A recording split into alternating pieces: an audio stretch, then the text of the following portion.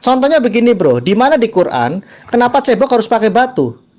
Di mana kenapa Muhammad bisa menerjemahkan ayat Al-Quran sehingga urusan cebok pun harus diatur oleh Muhammad? Nah, itu dia. Itu yang jadi pertanyaannya. Makanya dikatakan wa innaka la tahdi ila siratal mustaqim. Beliau yang kemudian mengajarkan manusia kepada seluruh, membimbing manusia kepada seluruh jalan. Katanya dasarnya Quran. Di mana di Quran itu ada hal-hal seperti itu, cebok pakai batu, kemudian dijelaskan oleh Muhammad. Kul in kuntum tuhibbunallah. Kul in kuntum tuhibbunallah. Ali Imran ayat 31. Kul in kuntum tuhibbunallah fattabi'uni yuhibbukumullah wa yaghfir lakum dzunubakum wallahu ghafurur rahim. Itu apa ayat 31 tidak ada bahas masalah kebersihan kok? Lah, dia harus diikutin. Ini perintahnya. Ikutilah aku. Oke? Ikuti mana? Ikuti aku lah mana? Aku itu Muhammad atau Allah? Ini firman Allah atau firman Muhammad? Astagfirullah. Lu mana? Saya baca Ali Imran 31 tidak ada mengatakan ikutilah aku, mana? Ini fattabi'uni, makanya jangan jadi umat terjemah. Gimana sih lu? Loh, kamu juga tidak bisa bahasa Arab, kamu kan cuma bisa baca. Ini fattabi'uni. Ayat berapa?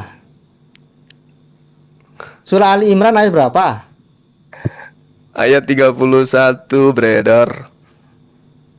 Oke, jika kamu mencintai Allah, ikutilah aku. Berarti mencintai Allah itu salah satunya cebok pakai batu. Loh, itu yang saya maksud. Apa hubungannya mencintai Allah dengan perintah hadis Muhammad? Urusan cebok pun harus diatur. Iya. Itu ya, loh jadi masalah. Itu dia makanya. Jangankan. Itu Allah. Jangan dulu. Ini loh Bro Juma, poin saya tidak suka berpolemik. Kenapa hadis ratusan ribu, bahkan ada yang sahih dan dhaif, tidak tahu siapa yang harus menentukan itu, harus menerangkan di 6.000 ayat. Apakah ini tidak menutup kebenaran yang ada di Quran? Kenapa Quran tidak bisa berdiri sendiri? Kau pun tidak, saya yakin tidak hafal Quran. Bagaimana kau bisa dalam hidupmu kau menghafalkan hadis sebagai panduan hidupmu? Misalnya kau keluar rumah, bener nggak nih saya harus pakai kaki kanan dulu? Yang kami contohi siapa? Hadis yang kami contohi Muhammad. Iya, karena memang kami disuruh untuk mengikuti dia. Lah, oke, kalau kalau keselamatanmu tergantung mengikuti Muhammad, konsekuensinya kamu harus menghafalkan seluruh hadis. Betul? Kenapa harus mengikuti semua hadis? Loh, kalau kamu tidak mengikuti hadis, kamu tidak mengikuti Muhammad. Karena di sini tidak dikatakan ikutilah seperempatku, ikutilah seperempat hadisku. Oh iya, tapi memang kami memang harus mengikuti instruksi beliau yang mengajarkan kepada kami. Makanya kami harus mencontoh kepada beliau. Loh, berarti kamu kemana-mana bawa buku hadis kalau kamu tidak hafal. Kamu mau makan, kamu mau minum, bawa hadis. Lo ketawa kau. Udah. Jadi kami umat Islam itu diajarkan oleh Rasulullah tentang syariat, tentang ilmu fikih yang memang di dalam agama Anda tidak ada. Di agama Anda nggak ada fikih. Nggak usah bawa kami dulu. Kamu hafal tidak semua fikih? Ya kamu hafal tidak semua aturan? Saya tidak hafal. Kalau tidak hafal nggak usah ngomong. Artinya kamu bukan mengikut Muhammad. Gimana sih? Memang ada perintahnya yang tidak hafal. Loh, harus diikuti kan, di sini harus 100%, Bro. Kamu berani mengatakan mengikuti 10%? Kami berusaha untuk mengikuti sebisa kami. Kok berusaha? Oh iya dong. Nggak ada kata sebisa, nggak ada kata sebisa. Nggak bisa, nggak boleh. Kamu tafsir, kamu tafsir. Kami umat Islam itu diperintahkan untuk mengikuti Rasulullah Muhammad Sallallahu Alaihi Wasallam. Iya, mana perintah sebisanya mana? Mana perintah sebisanya? Sebisanya ikutilah Muhammad mana? Ya, memang harus perintahnya ikut kepada beliau. Ya kan tidak sebisanya, 100%. Sebisanya kami semampu kami. Kami harus berusaha untuk mengikuti beliau.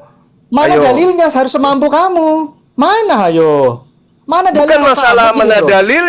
Bukan masalah mana dalilnya. Ini perintahnya jelas untuk mengikuti beliau. Ya kan? Iya, tapi tidak ada sebisanya di situ. Harus ikuti 100% berarti dong. Apanya? Oh, enggak ada juga perintah. Enggak ada juga. Tidak ada juga perintahnya. Berarti ambigu multitafsir dong. Bukan.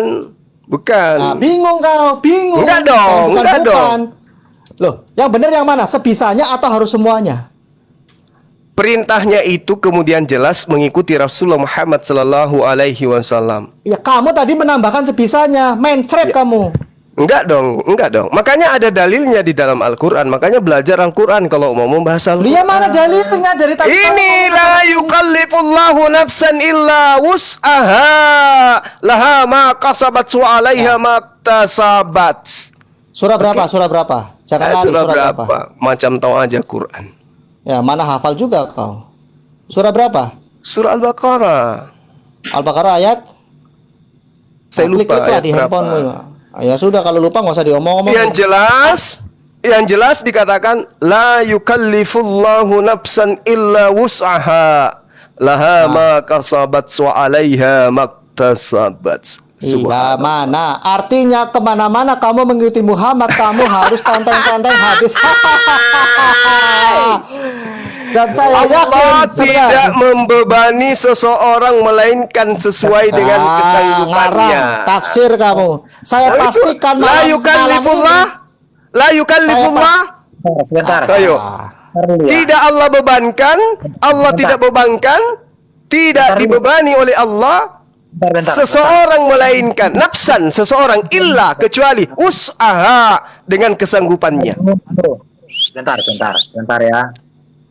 Bro, tadi kan harus ikut hadis toh. Kenapa orang Muslim tidak ikut hadis Sahih Muslim nomor 241? Ya, Kalimat syahadat yaitu tiada Tuhan yang berhak disembah selain Allah semata, tidak ada sekutu baginya, dan bahwa Muhammad dan hamba dan rasulnya bersaksi bahwa Nabi Isa adalah hamba Allah, anak hambanya, dan kalimah Allah yang diletakkan pada Maryam dan ruh darinya. Kenapa tidak ikut hadis ini? Dia. Dia nggak hafal hadis ini dia. Di dalam syahadat kami itu tidak jelas, itu terangkum semua itu.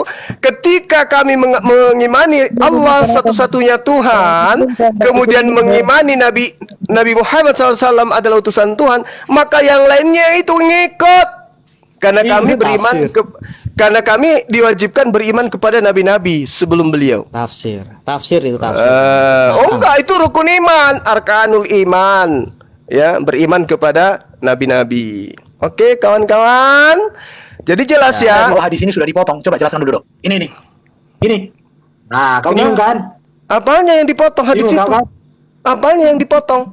Kami beriman kepada Nabi Isa. Dia dikuatkan oleh Roh Kudus, dia dilahirkan oleh Maryam. Apanya yang dipotong? Islam kami tidak sempurna tanpa mengikuti iman kami terhadap hal tersebut. Gitu loh. Ini lihat kalimat syahadat, barang ini pernyataan Rasul telah bersabda, barang siapa mengucapkan dua kalimat syahadat, yaitu tidak ada Tuhan yang berhak disembah selain Allah semata, tidak ada sekutu baginya, dan bahwa Muhammad hamba dan rasulnya, bersaksi bahwa Nabi Isa adalah hamba Allah, anak hambanya, dan kalimah Allah yang dia letakkan pada Maria, diletakkan bukan diciptakan ya, dan ruh darinya. Pertanyaannya, apa masalahnya? Bingung dia. Apa masalahnya? kenapa saya Muslim sampai Nabi Muhammad? Siapa yang menyuruh kalian seperti itu? Kan ada yang dikatakan syahadatain, persaksian terhadap dua. Oke? Loh, berarti ini hadis ini nggak sah ini? Iya, sah. Silakan aja Anda mau bersyahadat dengan itu, silakan aja. Tetapi keislaman itu bertumpu kepada syahadatain. Tain itu dua. Asyhadu an la ilaha illallah wa asyhadu anna Muhammadar Rasulullah. Itu syahadatain. Oke, sekarang saya bertanya, mana lebih tinggi Isa dibanding Muhammad dari etika dan moral, dari kedudukan?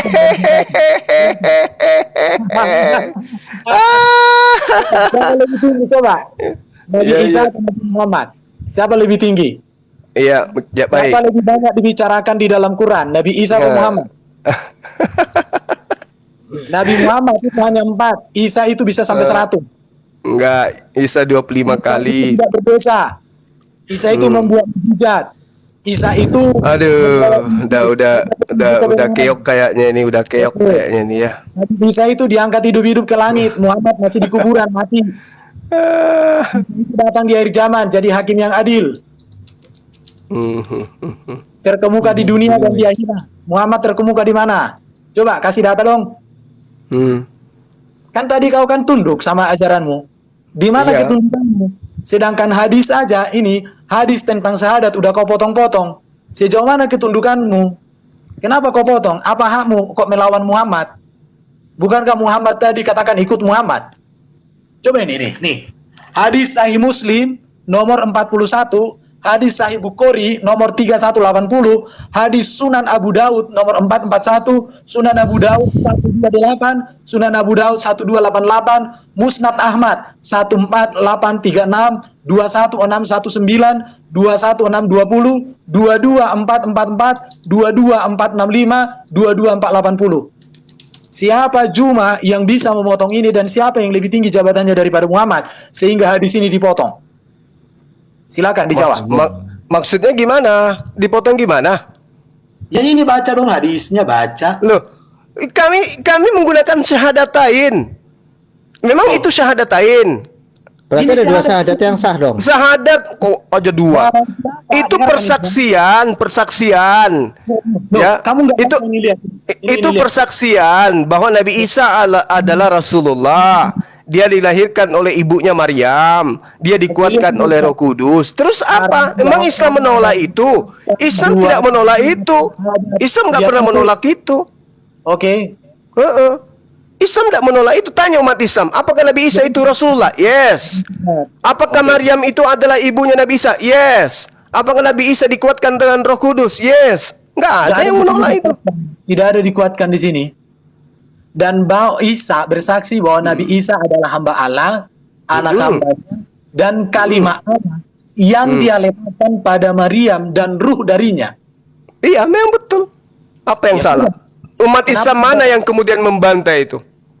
Kenapa kalian potong ini sebagai orang Muslim? Pertanyaan saya. Kok dipotong? Bentar. Kok dipotong? Siapa yang menyuruh hadis ini dipotong? Siapa? Siapa yang potong hadisnya? Loh, Siapa yang potong hadisnya? Enggak ada yang potong hadis. loh. Yang artinya- kami imani, dengar. Yang kami syahadatain itu adalah persaksian tentang Rasulullah dan persaksian tentang Allah.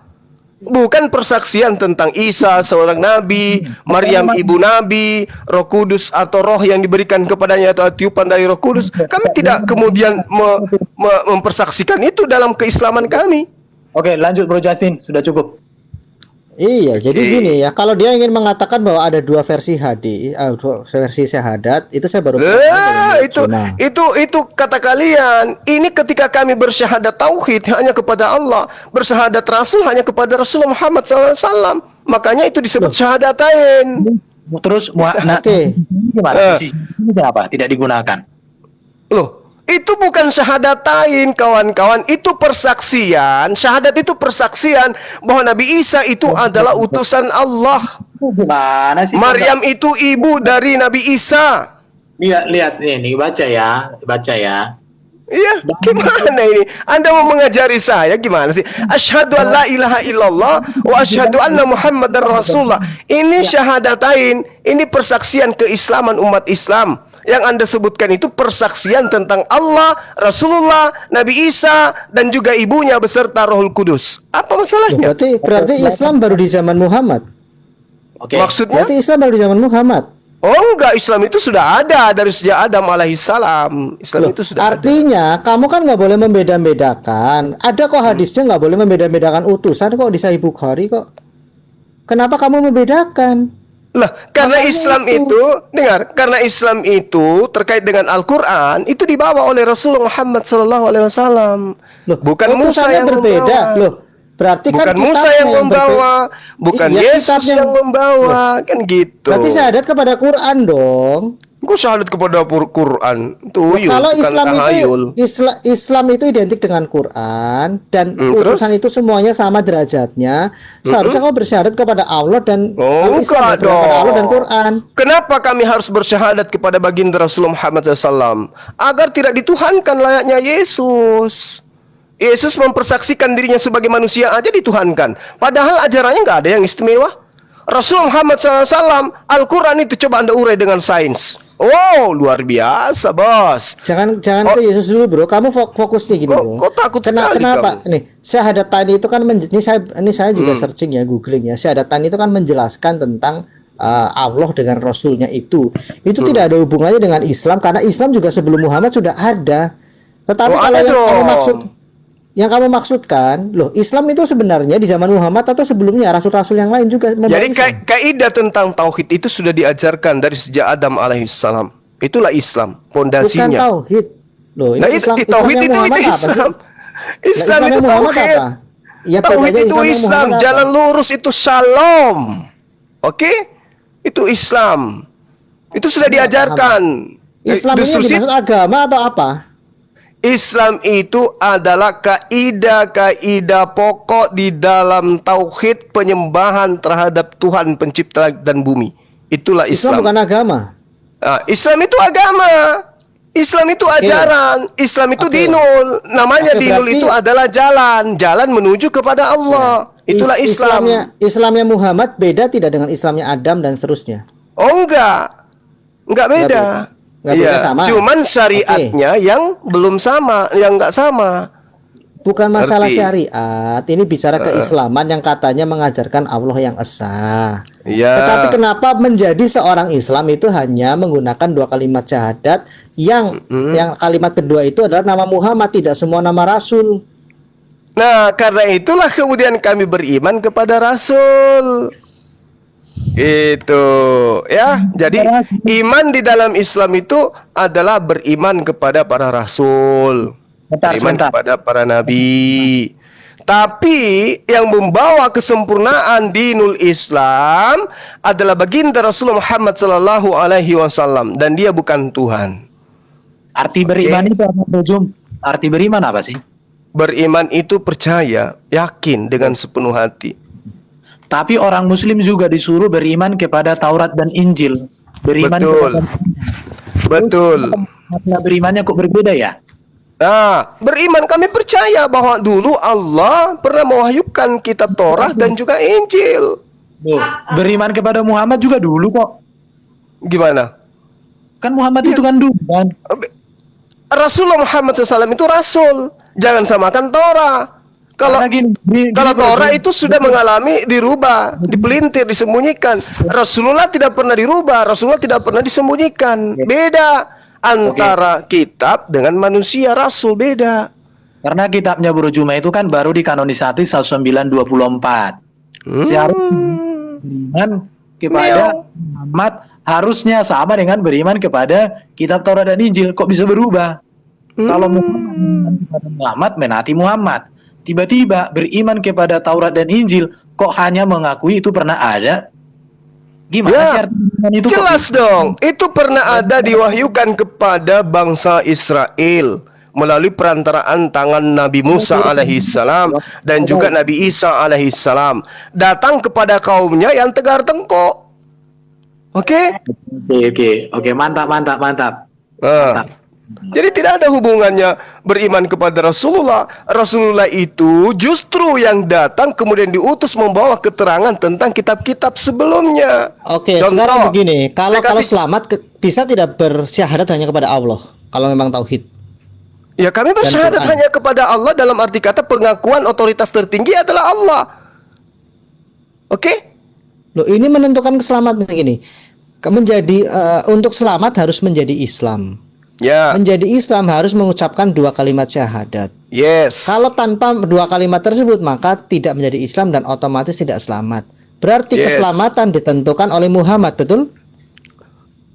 Bukan ditentukan oleh Rasulullah Muhammad sallallahu alaihi wasallam, tetapi ajaran yang kemudian dibawa oleh Rasulullah Muhammad sallallahu alaihi wasallam, "Qul in kuntum tuhibbunallah fattabi'uni yuhibbukumullah wa yaghfir lakum dzunubakum wallahu ghafurur rahim." Katakan kepada seluruh manusia, wahai Muhammad, jika engkau ingin dicintai oleh Tuhan pencipta langit dan bumi, maka ikutlah kepada aku. Niscaya pencipta langit dan bumi akan mencintaimu dan mengampuni dosa-dosamu.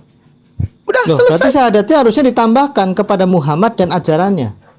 Eh, Oh, sih? Kok mendesah? ah. Kok teriak? Jadi orang kalau sudah beriman kepada Rasulullah Muhammad sallallahu alaihi wasallam berarti beriman kepada ajarannya. Loh, itu kan kesimpulanmu. Kalimatnya tidak mengatakan begitu. Jangan Oh, ya berubah dong. udah, ya itu pemahaman saya dan saya tidak mau ikuti kemauanmu karena kamu mana manusia pun dasar- kau tuhankan Loh, kan gitu. mana dasar Quran mengatakan bahwa syahadat itu harus dikurangi seperti itu? Loh, mana juga pengakuan Al-Quran syahadatnya harus seperti yang kamu mau.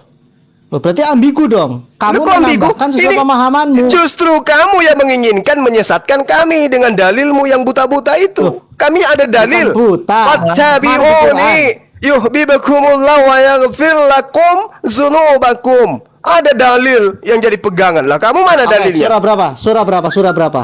Ali Kamu dari tadi Imran cuma ayat ngomong dulu. 31. Ali Imran ayat Tuyul. 31. Yuk. Oke, ya. Oke, Ali Imran ayat 31. Kita lihat.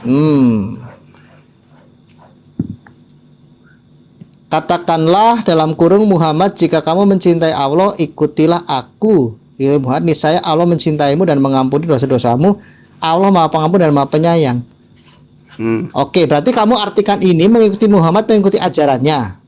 Yes. Oke, berarti kamu harus mengikuti semua ajaran Muhammad dengan sempurna supaya keselamatanmu sempurna, betul?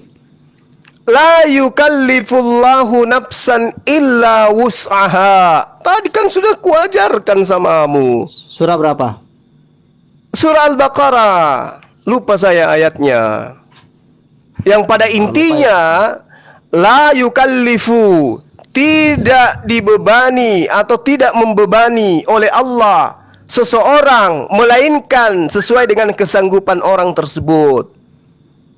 Enggak ada Gitu. itu, enggak ada itu tambahan. Soalnya kamu enggak La ayatnya, enggak bisa. yukallifullahu nafsan illa wus'aha.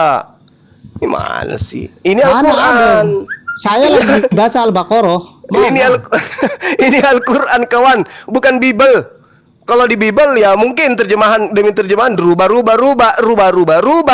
Kalau ini Al-Quran nggak bisa. Iya, Al-Baqarah. Saya akan berapa? ditegur oleh para ulama, ditegur oleh guru-guru saya kalau saya keliru. Nggak boleh. La yukallifullahu Kamu juga nafsan keliru. illa wus'aha.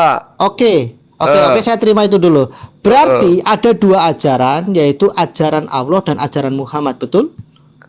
Gimana? Berarti ada dua ajaran yang kamu ikuti, ajaran Allah dan ajaran Muhammad, betul? Satu ajaran dong. Kamu ini gimana toh? Oke, Satu sekarang ajaran. begini bro, kalau memang satu ajaran, makanya tadi contoh kecil ya, misalnya ada setan kencing di telinga dan sebagainya, itu di mana di Quran tuh mengajarkan itu, sehingga harus dijelaskan. Apalagi kalau ditanya bagaimana kita membersihkan kencing setan, apakah pakai rinso, pakai wipol atau apa, kan bingung. Dan kamu bingung juga kamu harus kencing sambil duduk, bukan berdiri. Yang saya perhatikan di toilet umum banyak orang Muslim kencing sambil berdiri. Nah, berarti melanggar Apalagi cebok sampai batu. Berarti- Nah iya berarti- cebok. Berarti kamu kencing kalau kamu melanggar sunnah gitu loh. Loh, mana dasar ayat Qur'annya terkait kencing juga harus diatur, bro. Dan saya yakin kalau kamu kencing juga berdiri bukan jongkok. Mana bisa kamu kencing berdiri, kencing jongkok. Nah, cebok sampai batu, saya yakin kamu cebok pakai air. Ini yang jadi permasalahan, di mana dasar Quran hal seperti itu. Memang begitu kalau orang manusia terjemah yang kayak begitu nggak ngerti asbabul wurud hadisnya apa. Padahal Al-Qur'an sudah mengatakan wa hudaw wa busyra lil mu'minin. Rasulullah Muhammad SAW menjadi petunjuk serta berita gembira bagi orang-orang beriman. Jadi dia memberikan petunjuk. Apa yang diberikan, apa petunjuk yang diberikan ikutin. Ini sudah legalitasnya ada, legitimasi dari Allah terhadap kenabian dan kerasulan beliau. Tidak sama seperti Paulus, tidak ada legalitas dari Yesus. Ada, secara Rasul bilang, tapi saya jelaskan nanti. Ini begini. Sekarang bahas pernyataan Paulus sendiri yang dikisah para rasul itu. Bukan. Ananias juga bersaksi ketika surat itu ditulis. Ananias masih hidup. Bentar, Bu. Gini, kamu tadi belum bisa membuktikan. Sebentar ya. Loh, sekarang saya tanya, kamu hafal berapa hadis? Kamu hafal berapa hadis? Saya nggak hafal, biar satu pun enggak. Loh, bagaimana mungkin kamu mengikuti Muhammad kalau kamu tidak hafal hadis? Ya karena itu sudah pengalaman dalam hidup kami untuk bersanad. Apa yang dilakukan ulama kami itu yang kami lakukan karena ilmunya bersanad. Loh, bukan ulama, Muhammad. Kamu Loh, nah contoh Muhammad. di sinilah bedanya Kristen dengan Islam. Islam itu ilmunya bersanad. Jadi apa yang dilakukan oleh Nabi itu yang dicontohkan oleh para sahabat, dicontohkan oleh tabiin sampai seterusnya. Makanya kalau ada umat Islam kayak Ibu Yuni yang tidak bersanad seperti itu, lihatlah bagaimana dia. Tidak ada kelompoknya. Kenapa? Karena dia belajar sendiri tanpa Oke, ulama. berarti kalian itu ada 3 lapis ya. Allah, 4. Allah, Quran, Muhammad, hadis, dan satu lagi ulama. Lah kan Dan tadi ulama itu- atiullah wa atiur rasul wa ulil amri minkum. Gimana sih sampean? Itu kan Ada berapa ulama yang harus kamu ikuti? Ya, dengar. Sanad itu adalah mata rantai penyampaian pengajaran dari Rasulullah. Bukan itu pertanyaan saya. Ulama itu ada berapa? Ya, itu dia tadi. Apakah Itu tadi. Oke. Jadi berapa ulama yang bersanad yang kami temukan, kemudian itulah guru-guru kami. Nggak seperti Anda kan? Anda mau berguru kepada siapa? Pendeta. Pendeta belajar dari mana? Sementara Lukas yang menjadi ending tidak pernah belajar ke Yesus. Terputus dia. Enggak, Mau jangan tuh. ke situ dulu, Bro. Sabar. Ya, Kamu sudah makanya. jelaskan. Oke. Oke, sekarang di mana di Quran kalau memang ya ulama dan kitab tafsirnya atau kitab apanya itu juga berotoritas untuk menyelamatkan. Karena tadi lapis pertama adalah Allah dan Quran, lapis kedua adalah Muhammad dengan hadis, lapis ketiga adalah ulama. Nah, kamu juga belum mengatakan apakah ulama itu seluruhnya sama atau ada perbedaan di antara ulama, atau seperti apa sih kalian memanage-nya, mengaturnya sehingga seluruh umat muslim di dunia itu berpusat kepada keulamaan yang benar. Silakan dijawab.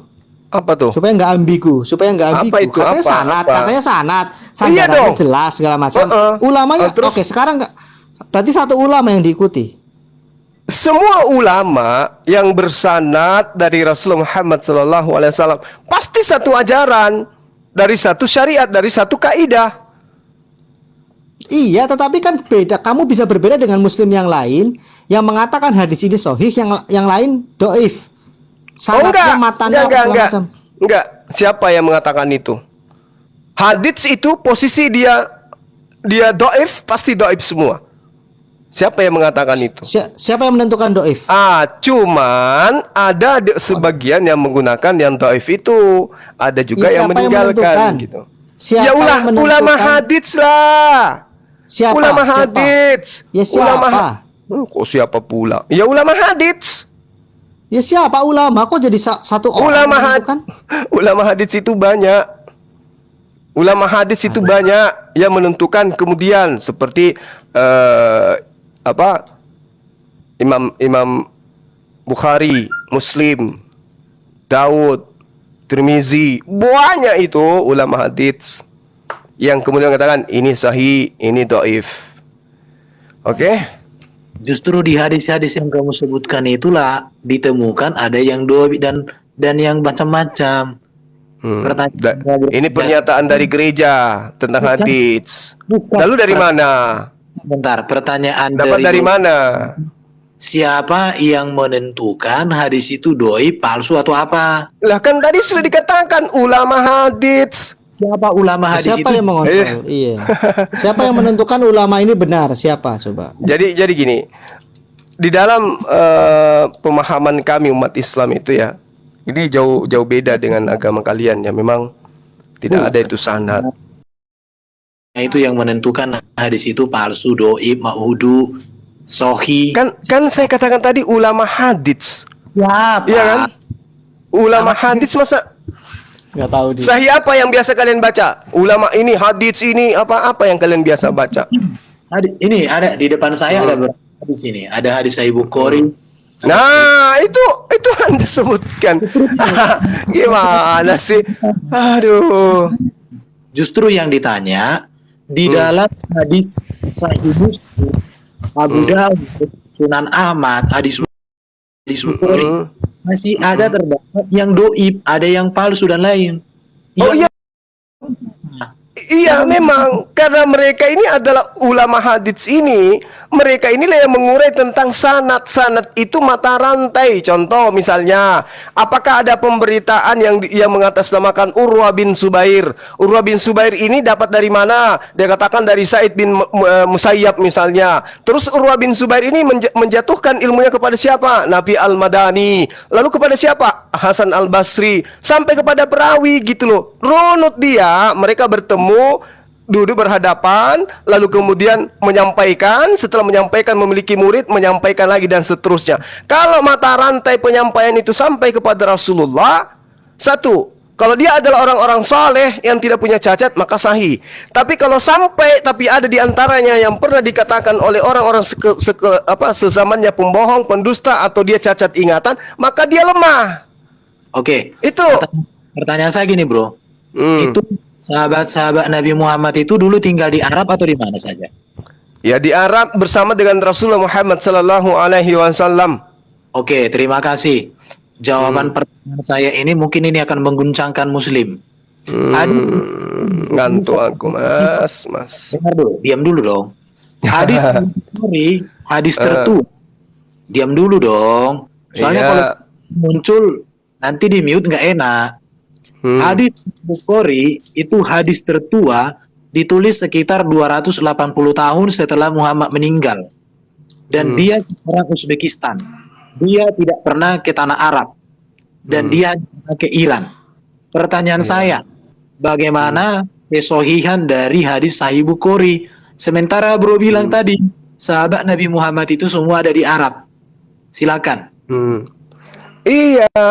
Jadi kalau Pusing. dengar. Jadi kalau ada kemudian hadits yang mengatasnamakan Rasulullah, tetapi kemudian tidak ada satupun di antara sanad yang ada di dalamnya itu pernah bertemu dengan Rasulullah, maka itu dhaif.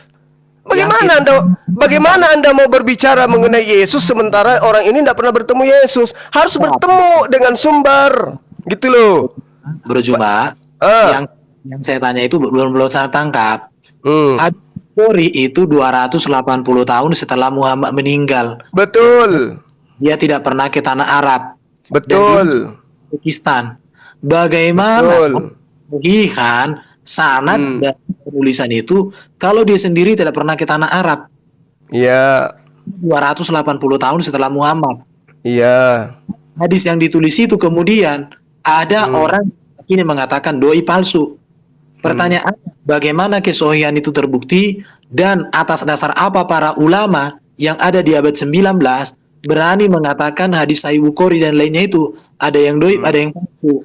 Itu pertanyaan kita, bro. Iya. Jadi gini, Rasulullah Muhammad sallallahu alaihi wasallam itu berkata, ya kan? Khairukum man ta'allamal Qur'an misalnya. Yang paling mulia di antara kamu adalah yang mentadabburi Al-Qur'an. Itu disampaikan kepada siapa? Pada sahabatnya. Oke. Lalu sahabatnya kemudian berkata, saya mendengarkan Rasulullah menyampaikan hal ini. Disampaikanlah kepada tabi'in. Oke, kepada murid sahabat. Murid sahabat ini kemudian menyampaikan ke orang setelahnya bahwa misalnya Abu Bakar mengatakan kepada saya bahwa beliau mendengarkan Rasulullah Muhammad sallallahu alaihi wasallam bersabda. Nah, disampaikanlah isi hadits itu. Setelah itu misalnya Ibnu Abbas lagi menyampaikan, makanya ada sanad. Sanad itu runut, pemberitaannya itu runut dalam ilmu hadits melalui isnad. Ya, isnadnya ini yang akan menyampaikan, mata rantai akan menyampaikan, baru dibukukan. Nah, kalau misalnya dalam Bukhari di Uzbekistan, tidak di Arab, bro. Nah, Tidak itu ketemu dia. dengan Nah, itu namanya dia. tertentu. Betul. Makanya di kami itu ada yang sahih, ada yang dhaif.